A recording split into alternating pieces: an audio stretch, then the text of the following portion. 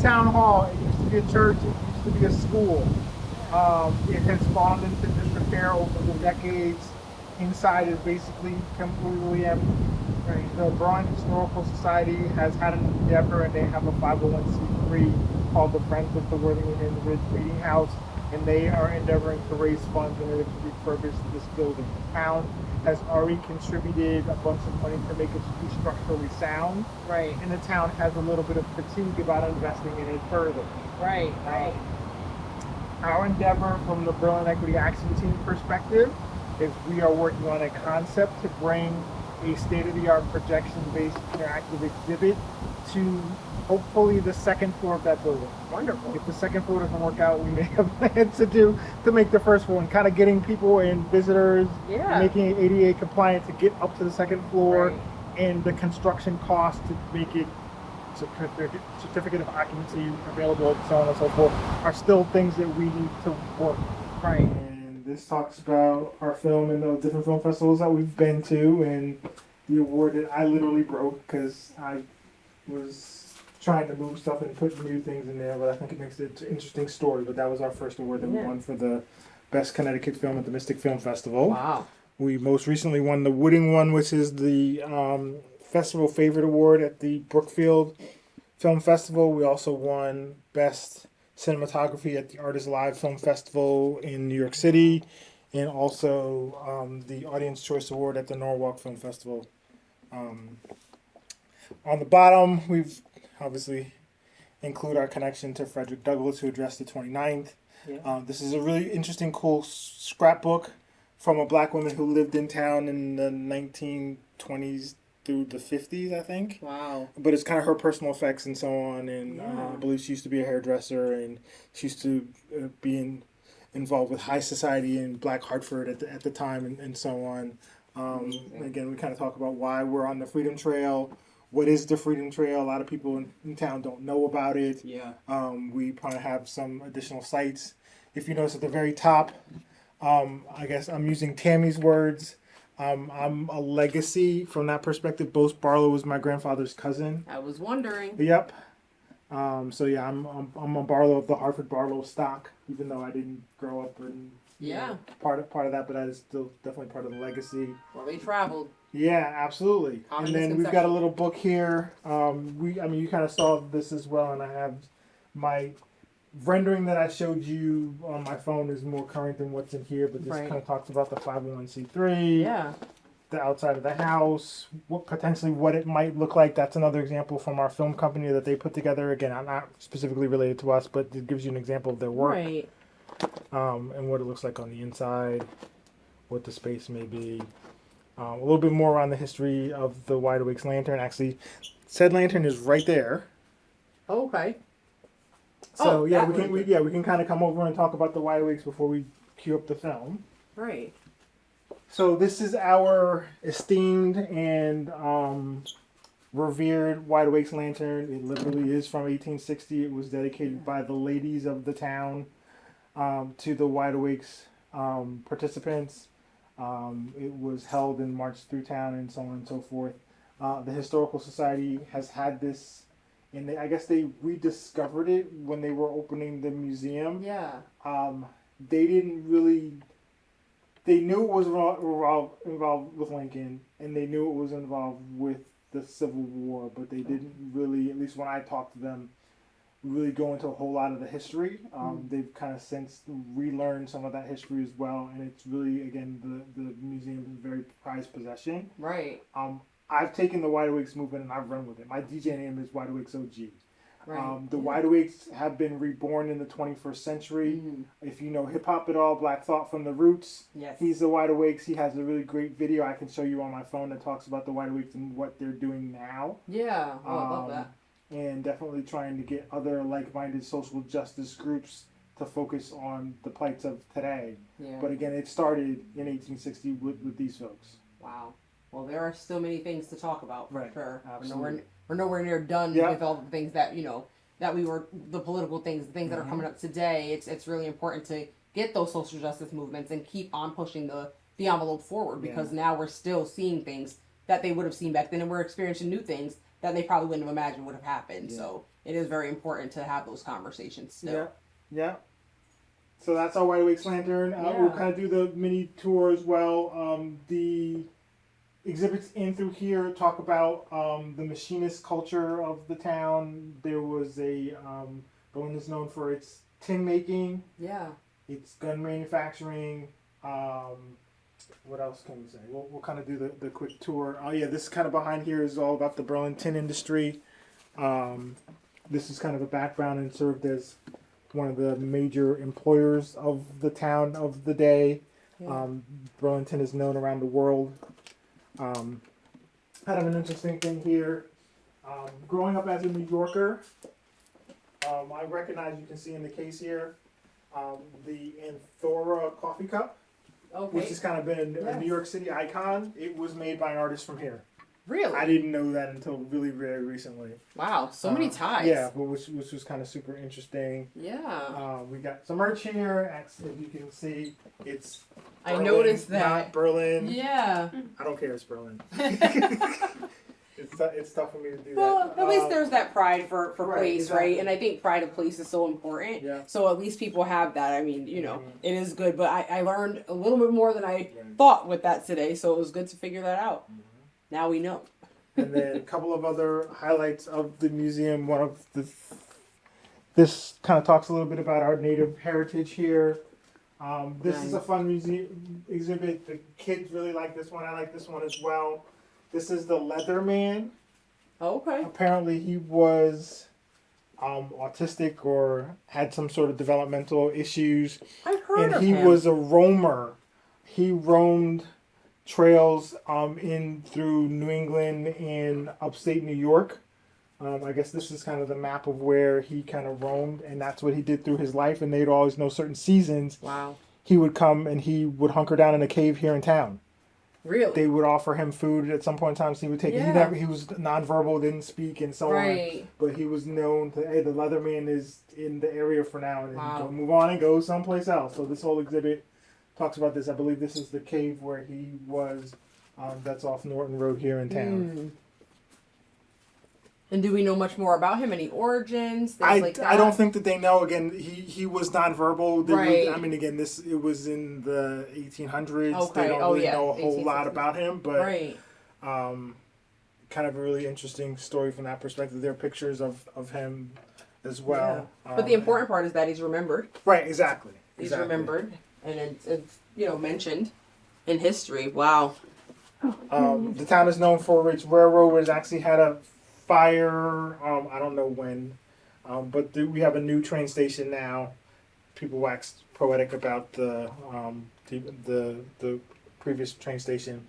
The connection to the Amistad is that on their way to Farmington, where they were housed before their court trials, they came through town. The railroad ended here.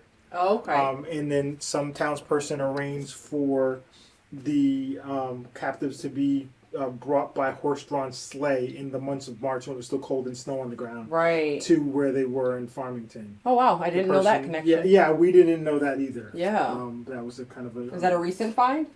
During my tenure, I guess. Okay. But it is one of the things that there's been, a lot of folks and a lot of research has gone into that. We don't know the name of the person of who that was, but we do know that that was the connection from Berlin's perspective. Actually, I learned that from Andre. He was the one who talked about that originally. Wow. So that I learned about it. Well, Berlin has quite a few connections that I was previously unaware of. So, I mean, this is fascinating to learn. All the Connecticut towns, all of the, I think, what are we at? 69 sites on the Connecticut Freedom Trail. To know that there's all this interconnectedness through all of the trail, through all of the towns, and being able to bring one piece back to another. I mean, realizing just how rich Connecticut's history is amazing. Absolutely. Very amazing. No question about it. Yeah. This is a little bit more about the Worthington Ridge Meeting House and, some pictures of school children and other things that were going on there. Again, it used to be a church as well, and there's a whole campaign around trying to refurbish it as well. And this is our part of our town timeline, etc. Augustus Moore was a prominent landscape painter in the late 1800s and early 1900s. as was, where's Marjorie Moore? I don't know where Marjorie Moore is. Beautiful photos. Or paintings, excuse me. Mm-hmm. And then this is our still kind of in progress Wide Awakes exhibit.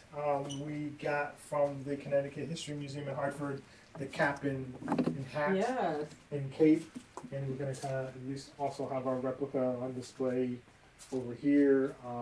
And this is our Freedom Trail exhibit. So.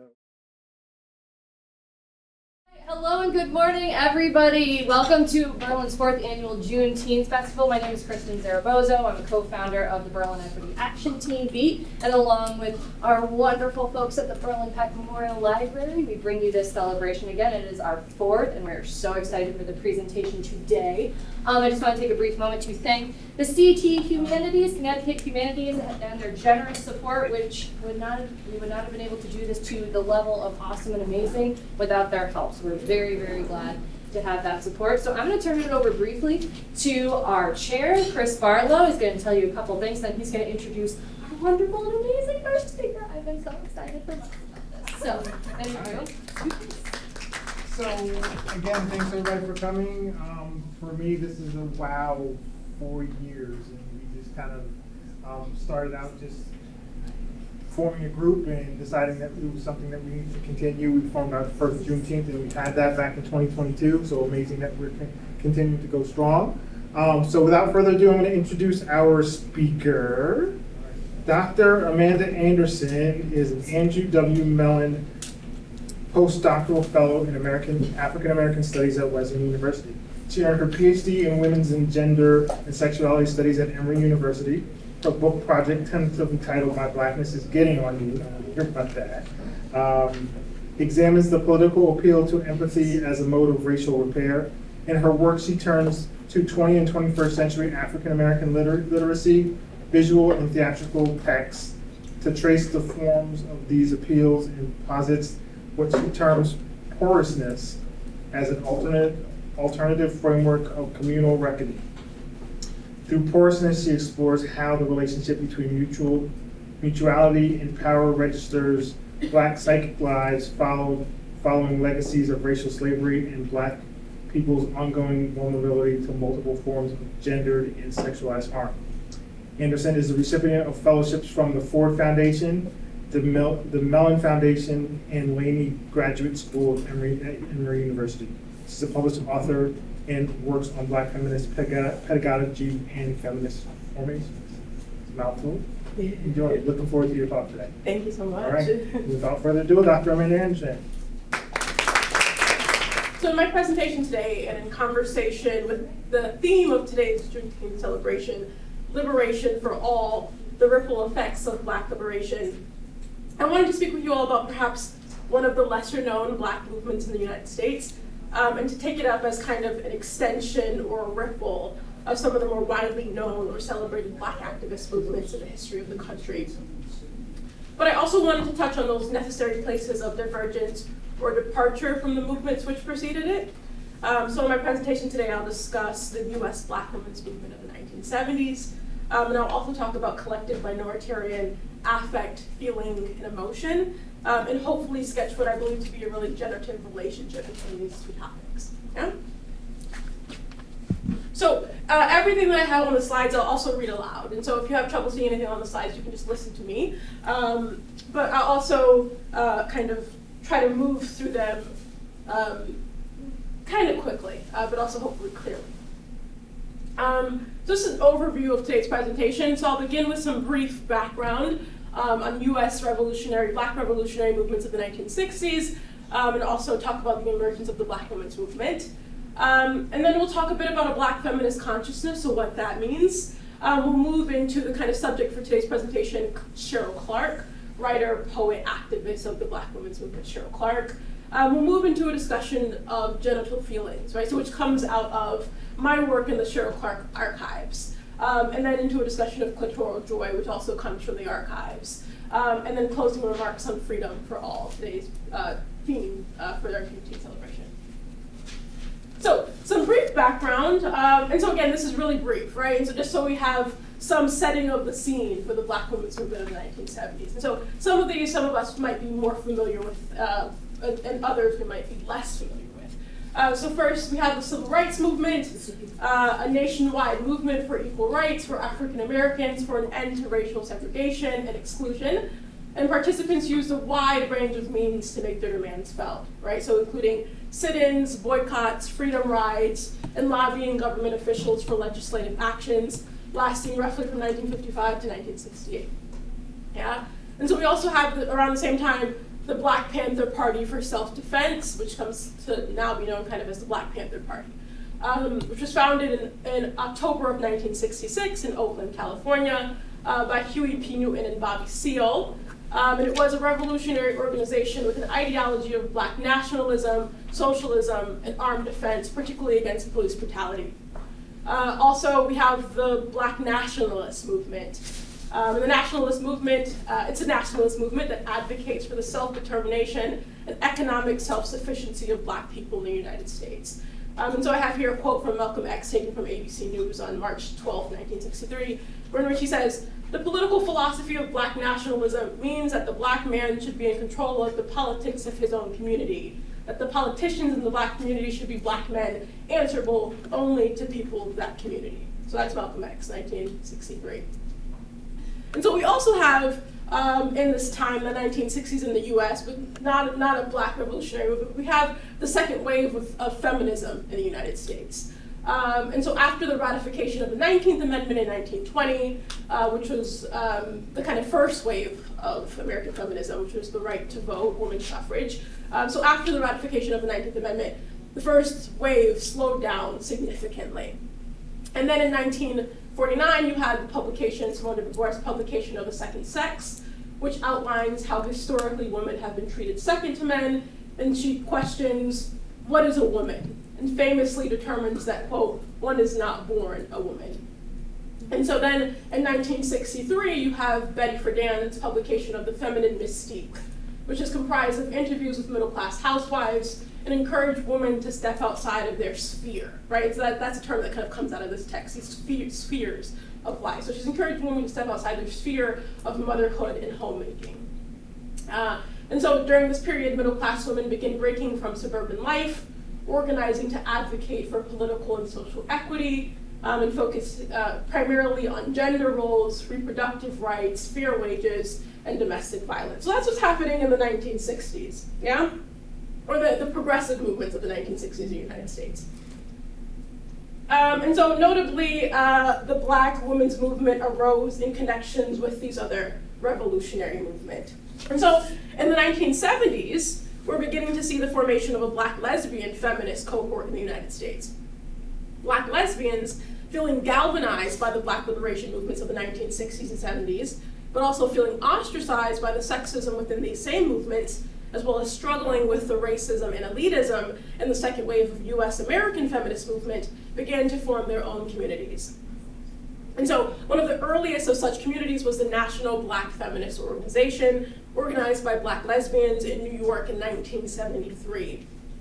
And so the first Eastern Regional Conference of the NBFO drew several hundred people, and two of which were sisters Beverly and Barbara Smith. And so at this conference, attendees were prompted to start chapters in their own respective cities.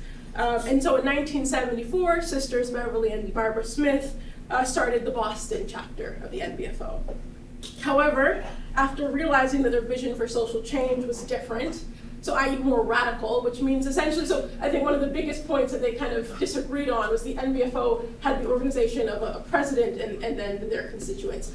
The sisters Beverly and Barbara Smith didn't believe in this, right? So they wanted a different kind of organization that was more community-centered, right? And so they broke away from the NBFO and they wanted to form their own collective. So they did so with someone named Anita Frazier, and they called it the Combahee River Collective.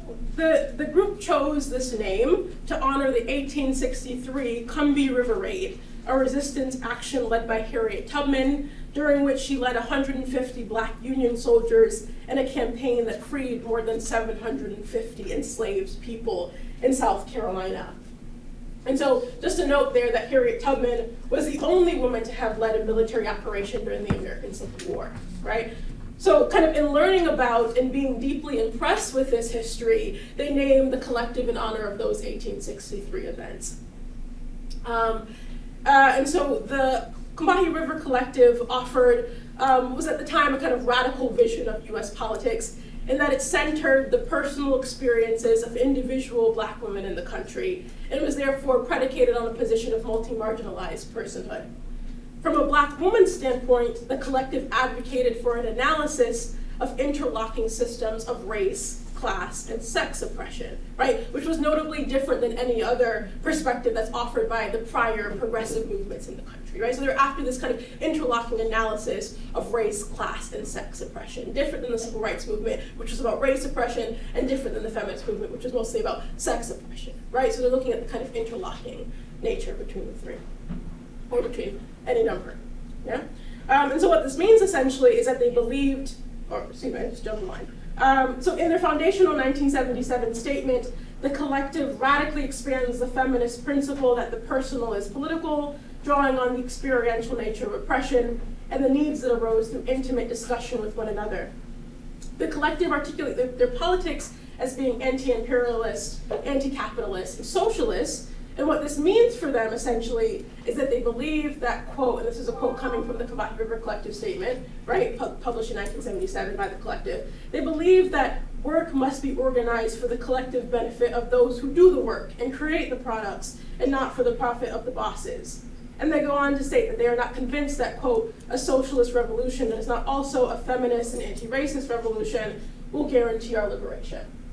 And so I have a picture here of some of the members of the collective.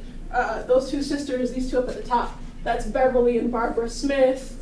This right here, we have Demeter Frazier, et cetera, et cetera. That's Margot Okasato Ray. Yeah, so these are just some of the founding members of the collective. And so around the same time, and in a continued and amplified spirit of commitment to working to improve the everyday conditions of Black women's lives, several of the women from the collective hosted Black feminist retreats in Boston, which were attended by folks like Audre Lorde and Cheryl Clark, who I'll return to in a little bit. And it's through these retreats, and so just a pause here so you know what you're looking at. This is a letter written to retreat attendees from sisters Barbara and Beverly Smith, and I thought this was interesting because it mentions the Combahee River Collective there, right? And so they're kind of, the letter in and of itself is really juicy because they're talking about some drama that happened in the collective and why it led to this kind of, the kind of tensions and fractures during the retreat. So the letter itself is really interesting, but I think that it does kind of capture the historical moment in a way that to me is really evocative. So it's through these retreats that we're beginning to see the emergence of a Black lesbian consciousness, right? That is a budding awareness of the concepts of sexual politics, patriarchal rule, and feminism, and how they show up in these women's lives, as well as reflecting in community on their identity as lesbians and the challenges and reprieve they found through loving relationships with other women. And so, a bit about political lesbianism. Lesbianism was not only an integral part of these women's personal identities, but of their political identity and analysis. They became involved in struggles for women's bodily autonomy, self-determination, and against violence against women.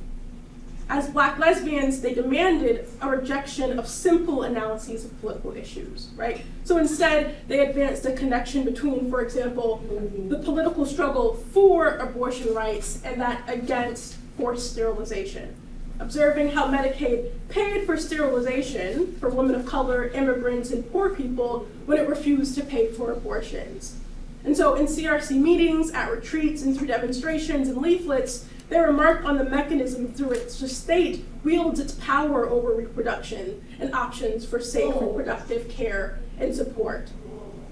Similarly, they advocated an analysis of the interconnectedness the interconnectedness of national and transnational issues, right? So they took seriously the work of publicly criticizing the heterosexist logics apparent in, for example, Cuba's effort toward creating a new man in the 1960s, as well as in the regimes that arose through Stalin's rise to power in Russia. They looked toward the Sandinistas and the progressive struggles in Nicaragua as examples of alternatives to the conditions in the US.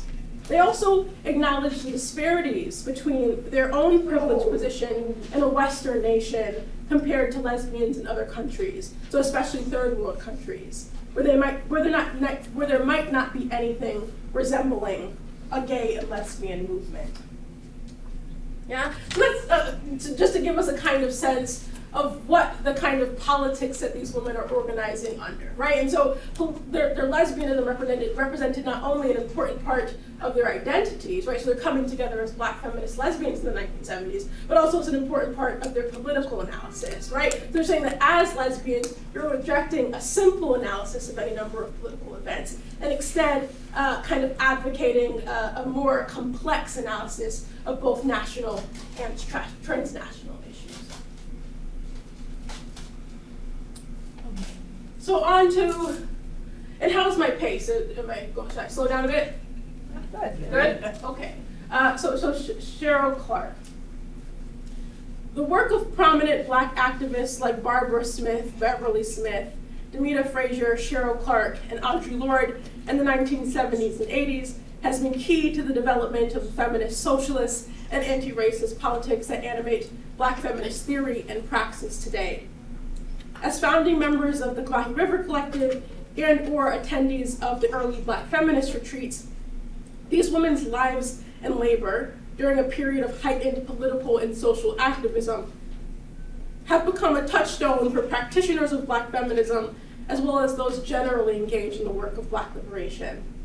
And so, situating analysis in this period, and what follows, I explore how leaders within the Black women's movement imagine and articulate the relationship between Black feminist politics, Black lesbian sexuality, and shared feelings, right? And so I pay special attention to the work of poet Cheryl Clark to examine how Clark's distinctly Black sexual writing reflects and conveys the relationship between lesbian desire, right, so lesbian eros, we'll talk about that in a second, and Black feminist political aspiration. So what is this relationship between feelings, affect, emotion, and the political program that they're advancing, right? And so notably, the Cheryl Clark archive is suffused with lesbian eros, included among official papers documenting Clark's involvement with various LGBT organizations and agendas for the Black feminist retreats and professional correspondence with prominent LGBT writers and activists are drafts of raunchy poetry, zines containing narratives of lesbian sex, and flirtatious asides contained in letters exchanged between friends and comrades. The material and immaterial substance of the collection records and signifies a Black feminist revolutionary moment that is laden with queer desire and animated and charged by a distinctly lesbian erotic.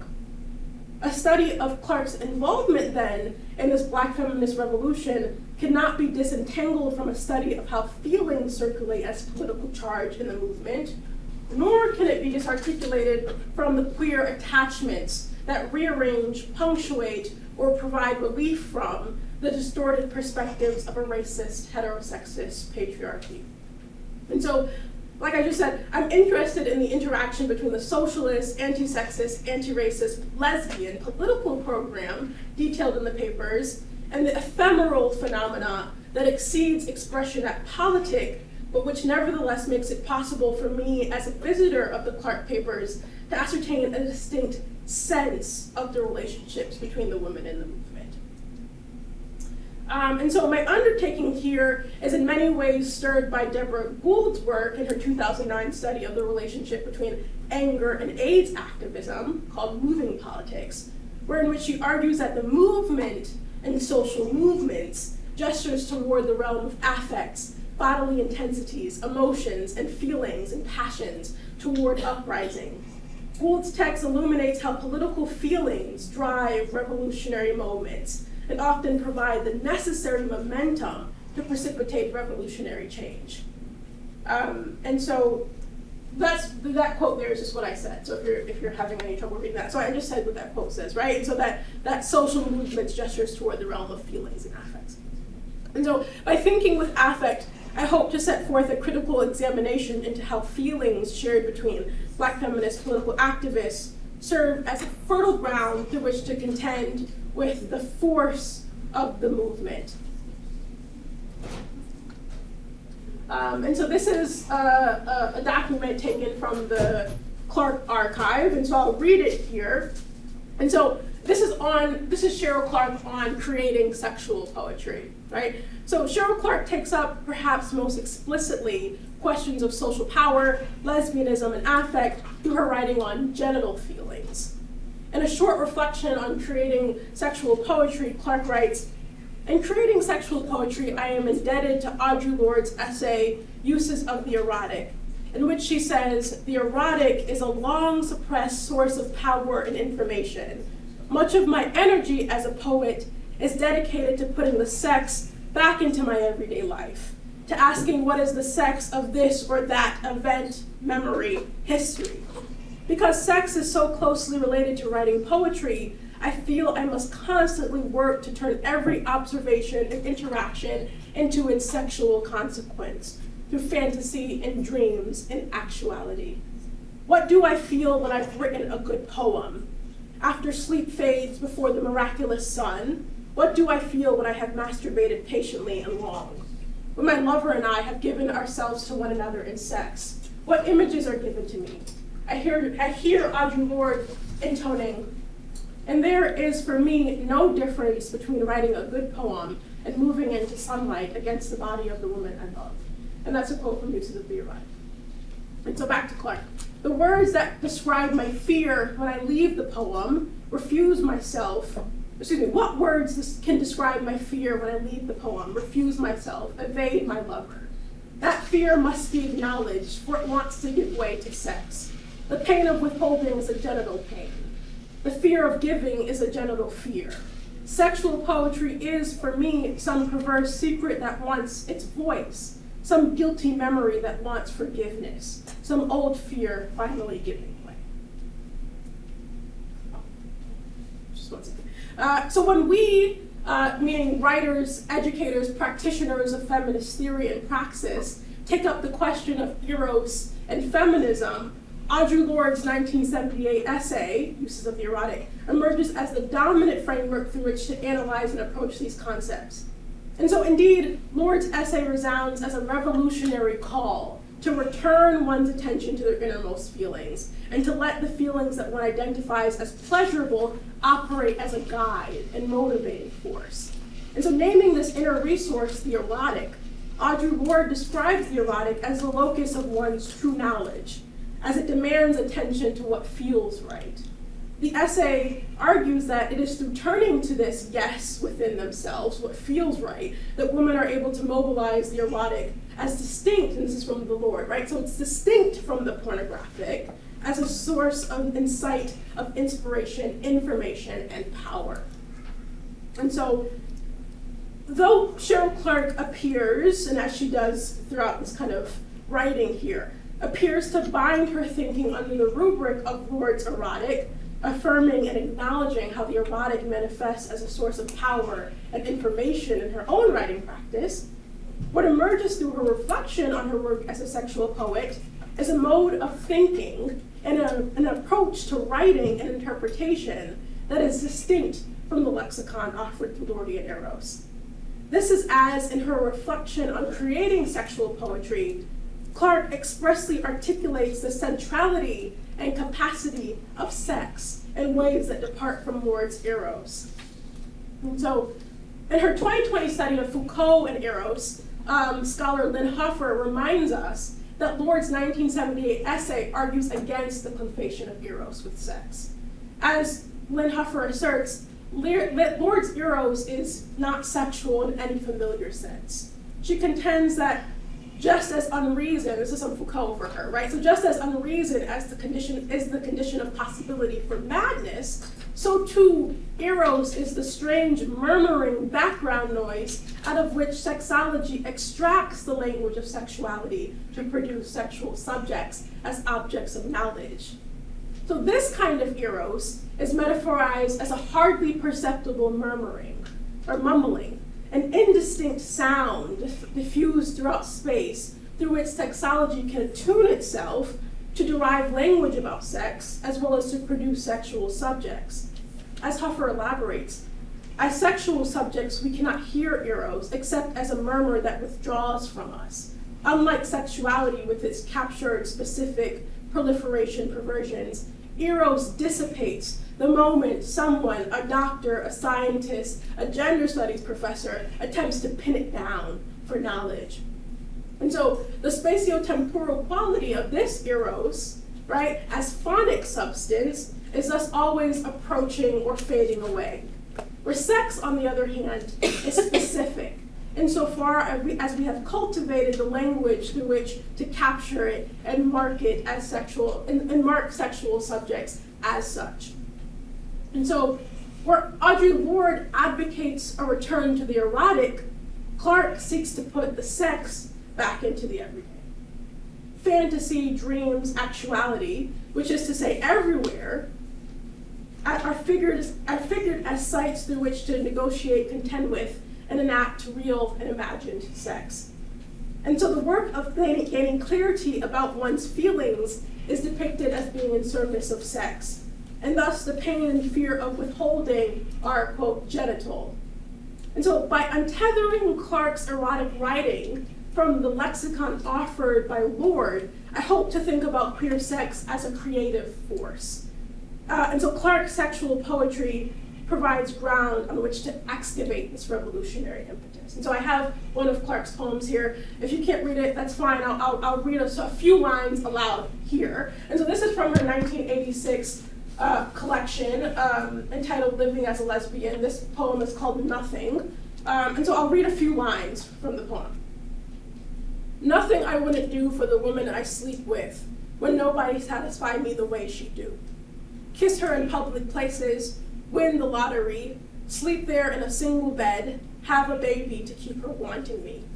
Wear leather underwear, remember my dreams, make plans and schemes, go down on her in front of her other lover, give my jewelry away to keep her wanting me.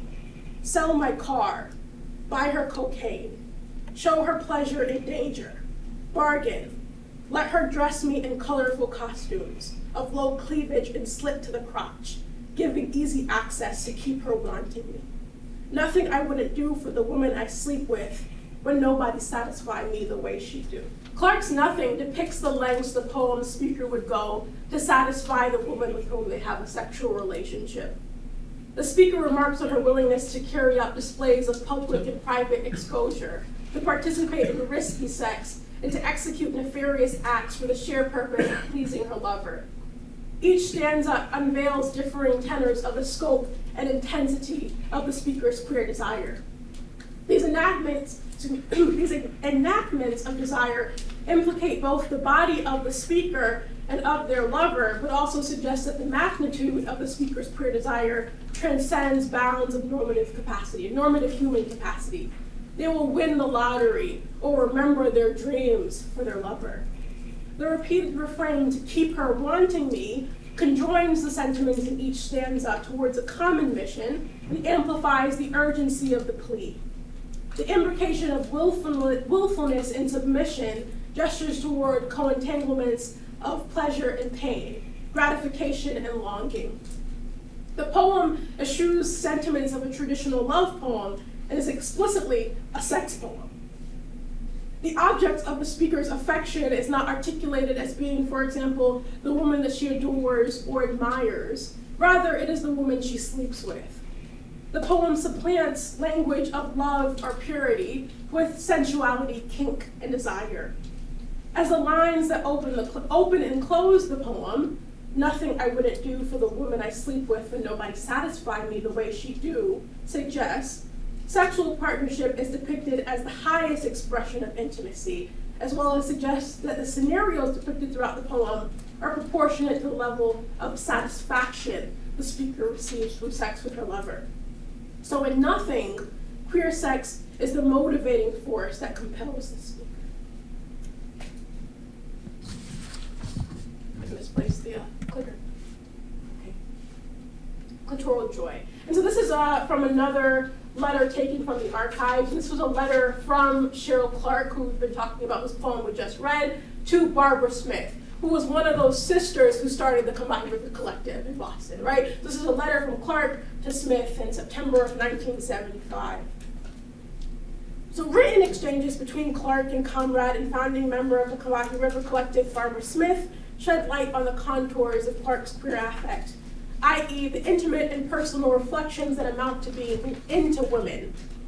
Privileging small moments that emerge through candid accounts between these prominent radical activists of the Black feminist movement, I turn to Clark's concept of clitoral joy, put forth in one of the letters, to engage the social position of marginality, as well as outline a mode of hearing and feeling occupants of the margins. And so in a 1975 letter to Smith, Clark reflects on her first sexual experiences with a woman, as well as the unique feelings that prompted her to come out as a lesbian.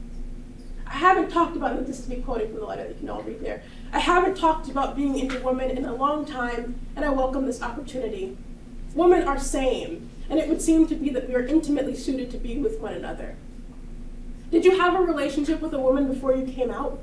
Can you name the one thing that made you come out? I mean, in addition to the shallowness you mentioned in the typical heterosexual relationships, I must assume that each of us feels something more unique about being into women.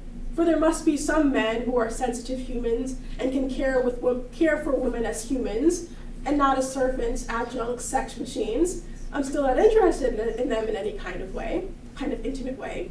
Yet we must know that some unspoken but felt ineffable force puts us in touch with ourselves. A kind of clitoral joy a woman feels being into women. Like Rita Mae Brown says, I'll follow the scent of a woman. So, the exchange between Clark and Smith chronicles the growing Black lesbian consciousness, one which is predicated upon intimate and curious reflections with women who are, quote, into women. In this 5-page letter, Clark details the joys and disappointments of love. And so again, so this is a 5-page letter, this is just a part of the letter. In the 5-page letter, Clark details the joys and disappointments of love, remarks on the capacities of lesbianism to undermine heterosexist logics in the US, and invites Smith to reflect on the experiences that led her to come out. The letter is a quotidian expression of Black queer life that illuminates the networks of care and intimacy that undergird the movement, but also gestures toward the necessity of a beyond. To this end, Clark's language of clitoral joy unveils a location in which alternative possibilities for reading and perceiving percolate. Clitoral joy, as Clark writes, is the queer feeling of or for another that vitalizes oneself. It is a mode of mutuality that evades perceptible registers of speech, but is nonetheless felt as force. Clark's exchange with Barbara Smith, which notably occurs 3 years before the publication of Lord's uses of the erotic, provides insight into how clitoral joy necessitates a reading of how sex or sexiness operates distinctively throughout Clark's repertoire in ways that anticipate how the sex of an event, history, or memory manifests through attraction, flirtation, and desire in the movement. Indeed, many of the encounters between the women of the women's liberation movement, or the Black women's liberation movement, have a sexual undertone. And so by binding sex and fantasy, the sexual consequence or observation of an interaction moves us toward flirtation or sexiness as an expression of the maneuvers of fantasy. And so I'll give a sense of what all that means, right? And so it's this as a way of relating to oneself and to others. And so my interest in fantasy is a project of excavation. So what does it mean when we talk about fantasy and sexiness as a way of relating in the movement? And so this is from that same letter, Cheryl Clark to Barbara Smith in 1975. She says, women are not ashamed of being affectionate, even though some of us are awkward at receiving it. I learned to touch when I was with women. I still get uptight when I'm touched, like when you wanted to kiss me goodbye at the Ohio conference. I got nervous and silly, I didn't know how to deal with it. And you're so good looking too. Yeah? And this is another quote pulled from a 2020 interview with Clark for Black Women Radicals, where she says, you know, the Combahee River Collective and the Black Feminist Retreat people sort of had a reunion. It was almost so long ago that I don't even remember, but I remember feeling very excited and very sexy because all those lesbians were together, you know? Laughs. And that was very helpful because we could see that we weren't the only ones that we weren't the only Black feminists. There were others. Right? So the affective contours of flirtatious desire between Black women during the Black women's movement percolate in unlikely places, like a letter subtext or a conference space. These excerpts illuminate how persons who are socially, politically, and geographically outside hegemonic power structures encounter one another in desirous ways. The sexiness of the everyday exchanges provides insight into how genital feelings work to foster exciting or sexy relationships between Black women and the Black feminist movement. Extending Clark's exploration of the sexual consequence of an event, memory, or history, by extending Clark's exploration of the sexual consequence of an event, memory, or history, we can begin to observe how feminists theorizing, organizing, and strategizing may be re-encountered as the sex of everyday life. So, why sex? The 1970s Black lesbian feminist movement emerged on the heels of proliferating political and social repression around erotic lives in the United States. The 1950s and 60s marked a period of intense government mandates on the organization and expression of sexuality. Erotic communities whose activities did not fit under the standards imposed by the post-war American dream faced intense persecution. Homosexuals became the subject of congressional investigations, of oppressive executive orders, and of various federal elimination tactics. They were rooted out of government and federal positions deemed a threat to national security. Lesbians and gays were also placed under intense surveillance throughout the period. Many of their establishments were targeted by police raids, and law enforcement known as vice squads were trained on the language, fashion, and coded behaviors of homosexuals and tasked with arresting these, quote, sexual deviants. Though Black gays and lesbians were among those targeted by these oppressive regimes, their membership in these communities, as well as their role in leading the struggles that emerged as a response of these warfare tactics, has been largely unrecognized, obscured, and erased. Depictions of lesbian sex authored by Black lesbians during this period place Black people within these histories of sexual oppression and the resultant acts of protest in the United States. Black feminist leaders and activists often state that much of their motive for their activism was to, quote, carve out and, quote, take up space specifically as Black lesbians. This revolutionary impetus is what we risk losing when we take up eros and feminism but leave out lesbian sex. Further, to think about the erotic power of the Black women's liberation movement is to rightly understand the revolutionary power of lesbian sex. The mainstay of feminist politics is the problem of choice. The right to choose when and with whom one has sex, if and how one reproduces, the circumstances under which one must make any number of choices underlie feminist politics. So notably, throughout the records of the Black feminist movement, these women identify their coming to lesbianism as a choice.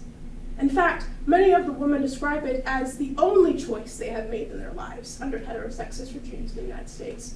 Quote, I feel power as a lesbian since it is the one aspect of my identity that is a choice. That is empowering, states feminist activist Liz Walber in a recorded conversation with Cheryl Clark.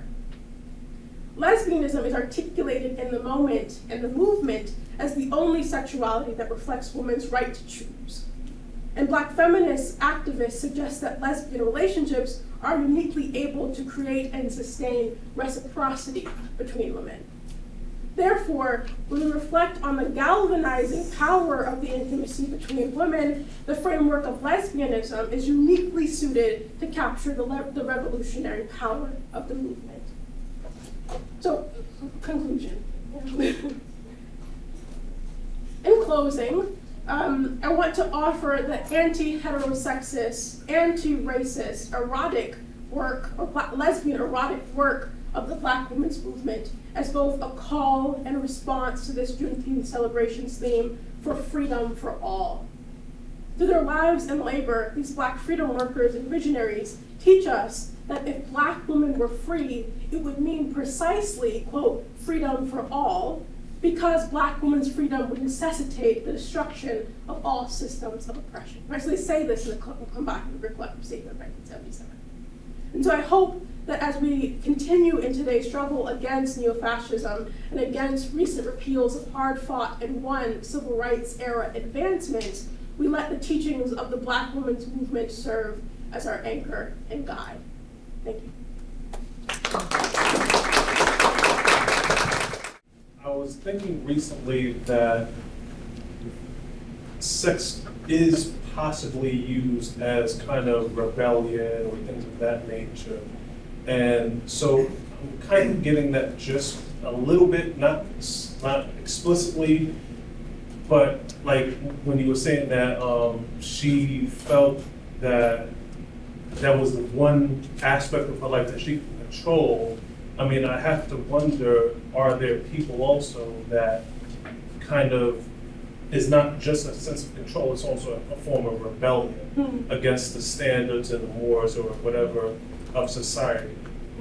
Yeah, I think absolutely. And so I would hope that it's not, and so maybe this is just something about the presentation of itself, but I hope that it's not just a sense that sex is key to the feminist movement, the Black feminist movement, but it is kind of the key, right? So it's the thing that both kind of animates these intimate, passionate relationships with these women, right? So that coming together through these collectives was a kind of intimate connection, a loving relationship with other women, so a different kind of reading on women loving women, right? But it was also the thing that animated their revolutionary politics, right? So how do we, on the heels of these 1950s and 60s oppressive regimes against sexuality in the US, or kind of in response to the sexism within the civil rights movement or the Black Power movement, how do we kind of put forth a different kind of sex, right? A different kind of sexuality that hasn't been, or at least approach to sexuality, a freedom in sexuality that hasn't been acknowledged in any prior progressive movement in the United States.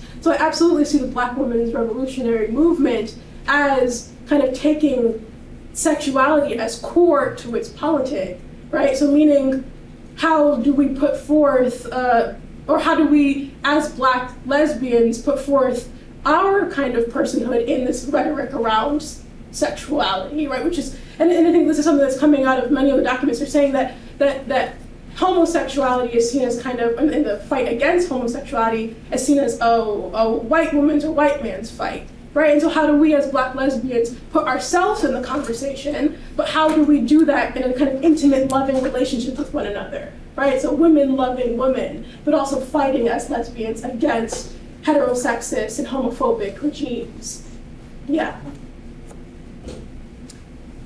In what way do you think that movement really speaks to the authenticity of being yourself and really kind of sitting in where we stand in society today, not backing away from your sexuality, and thinking about how do you help empower yourself as a movement? What are your thoughts on that? Yeah, and I think, so I quoted this, but the kind of recurring statement that's happening throughout many of the conversations of the 70s is this idea of carving out space for ourselves, right? So they often say that, so what is your reason for attending these retreats? What is your reason for attending these collective meetings?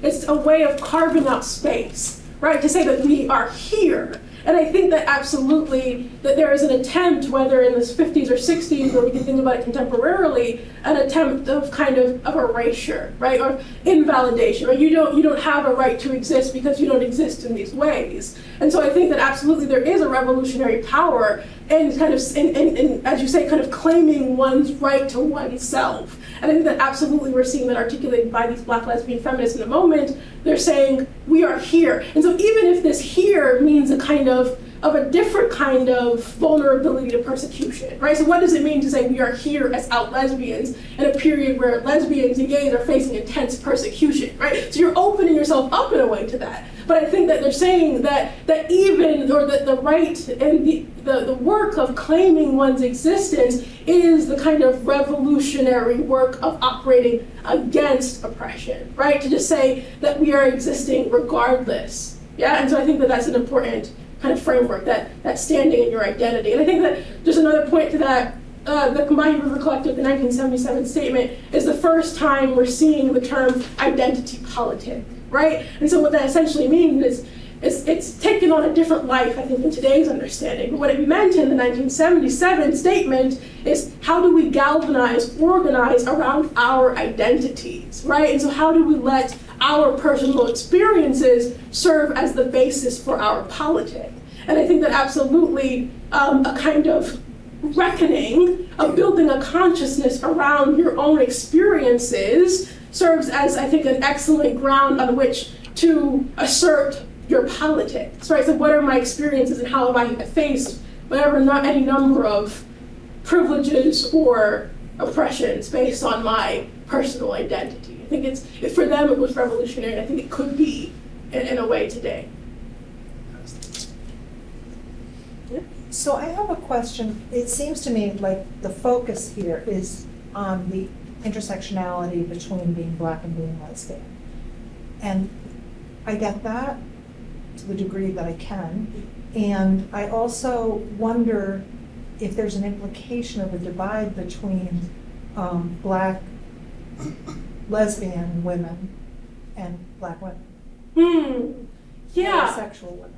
Yeah, I think that's an excellent question. And so I'll go back again to the 1977 statement, which is, and so one of the things they also say in the statement is that we are non-separatist, right? And so what that essentially means is that we believe that we are fighting as a collective of Black people, right? So they didn't necessarily believe in kind of separating themselves even from Black heterosexual men, right? So they're articulating themselves as being non-separatist. They believe that there is power in coming together as, for them, Black people, regardless of one's sexual orientation or gender expression, et cetera, et cetera.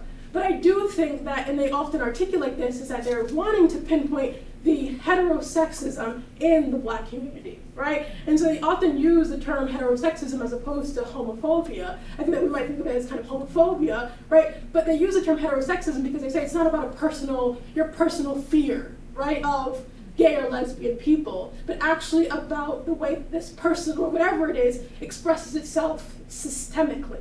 Right? And so absolutely they're wanting to address a kind of, or to state a kind of non-separatist politic, while also pointing out that heterosexism within the Black community has real and dangerous implications for Black gays and lesbians. So I think that they're wanting to do both in a way, and I see them kind of, and so this is also the reason why they're breaking away from the NBFO, right, so the National Black Feminist Organization, because they're wanting to kind of to centralize Black lesbian, or we might think of today as kind of Black queer politics, in the way that other Black feminist movements weren't doing. So I think that they believe that there's actually something radical, and this is the statement about freedom for all, that when you address the most oppressed of us, that actually it frees everybody else. So I think that their work in centralizing their lesbianism is a way to free other Black people regardless of sexuality. So, sorry, just really quick, we have time for one more question. So, since you Well, I just have a follow-up, yeah.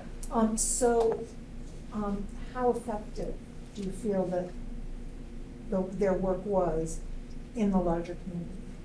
I think it's so effective. I think that kind of Black feminism has become the kind of central politic for many Black liberation movements today, right? And so again, that being predicated on the idea that when we center the most oppressed of us, Black lesbian women, it will, by extension, free us all. And so I would say, so I might be biased, I've studied this, right? So obviously it's the center of my framework and paradigm, but I do think that absolutely, so I work in an African American Studies department, where absolutely I think that Black feminism gets taken as, in many ways, a core politic, or at least intersectionality as a core analytic. I think absolutely. Yeah. Thank you so much.